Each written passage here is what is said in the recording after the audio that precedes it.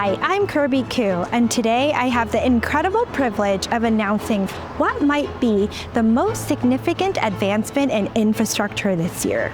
Chainguard has been quietly revolutionizing software supply chain security for years, and what you're about to see represents their boldest leap forward yet.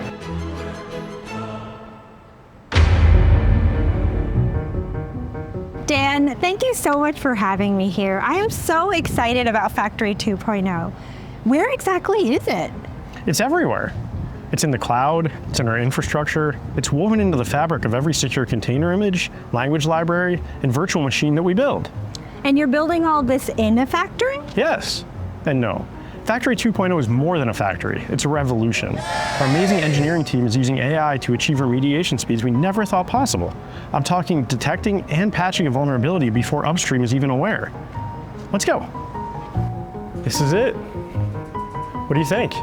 It is vast. But Dan, are there machines and assembly lines, or? Picture the most intelligent machines working on the most efficient assembly line and multiply that by the future of secure software delivery.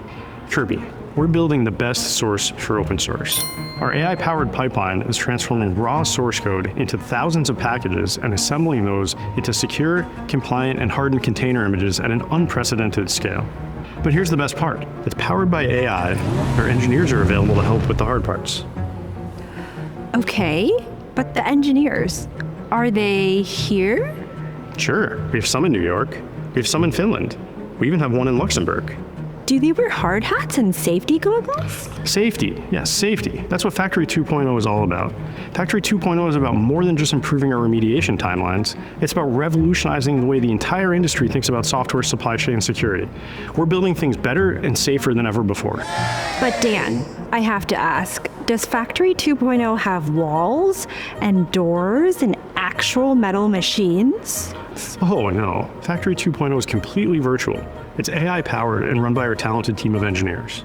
So if this is not your factory, then why are we here?